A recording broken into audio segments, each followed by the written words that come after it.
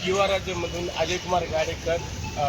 आज मी collector office या ठिकाणी आलो असता आज काही उपोषणार्थी या ठिकाणी दिसून आले. तर याबद्दल काय सांगतो? तर हे आत्महत्या म्हणण्यापेक्षा न्याय व्यवस्थेचा खून झालेला आहे का असं माझं ठाम म्हणणं आहे. आणि त्याचं भूमिका आहे न्याय व्यवस्था मांडायची. त्याच्यामुळे न्याय कुठं शिल्लक राहिला असं आम्हाला दिसतं. आणि माझं असं म्हणणं आहे की गेल्या 1 वर्षाखाली सरांच्या बाबतीत जे छळ झाला ते 1 वर्षाखाली मुख्यमंत्र्यापासून PO सगळ्याला त्यांनी लेखी स्वरूपात 10 पानाची तक्रारमध्ये नमूद केलं आहे की मला अशा प्रकारचा या त्रास होता. तरी त्यांनी 1 वर्षापासून नांदेड जिल्ह्याचे वंदना फुटाणे शिक्षण अधिकारी असतील त्यांनी कुठली ॲक्शन घेतली नाही. यावर उलट दोषी शिक्षक जे आहेत त्यांना पाठीमागे घालून यांना त्रास देण्याचं काम त्यांनी केलेलं आहे.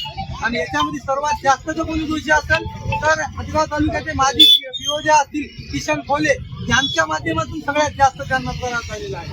आणि माझं असंच म्हणणं आहे की जर शिक्षण अधिकाऱ्यांनी 1 वर्षाखाली जर या प्रकरणात दखल घेऊन जर न्याय दिला असता तर कदाचित मोरेश्वर आज आमच्यात आले. पण यांनी एका शिक्षकाची हत्या न करता एका न्याय व्यवस्थेची हत्या केली असं आमचं ठाम म्हणणं आहे. ते शिक्षक तर गेला पण त्याच्यासोबत त्यांचे लेकरं बी गेले. या गोष्टीचं खूप दुःख आहे आम्हा सर्वांना. आणि जोपर्यंत शिक्षण अधिकाऱ्याला निलंबित करून कारवाई होत नाही तोपर्यंत आम्ही मागे हटणार. या संदर्भात तुमच्या प्रमुख मागण्या आणि हे आंदोलन आज केव्हापासून हे थोडक्यात आज सकाळपासून आंदोलन सुरू झालेलं आहे. आता पुढची दिवसेंदिवस तीव्र आम्ही 1-2 दिवस वाट बघून जसं आम्हाला न्याय जर मिळाला गेला तर आम्ही याच्यापेक्षाही ज्या मार्ग या असेल कडक ते पद्धत आम्ही वापरू येतो.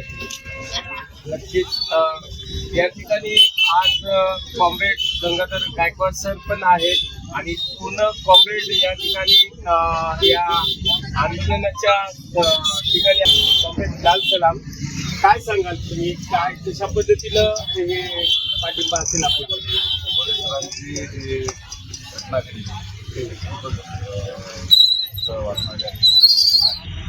आता आम्ही पोलिसांनी या शासनासोबत आणि त्या कार्यकारी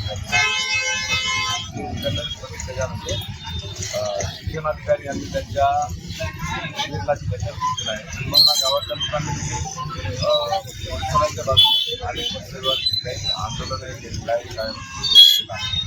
परंतु वरिष्ठ अधिकाऱ्यांनी दखल घेतलेलं आहे. त्यामुळे घोषणाच्या मागण्या ज्या आहेत त्या मागण्याला आम्ही समर्थन करतो. आणि विशेषतः 20 वर्ष असतात आणि काही यंत्रणा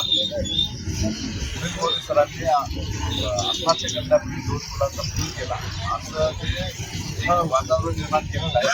आता आणि त्यांच्या वडिलांसोबत आणि चर्चा केल्या होता असं कळालं की तिचा PM रिपोर्ट पोस्टमार्टम रिपोर्टला कुठल्याही प्रकारचा नाही.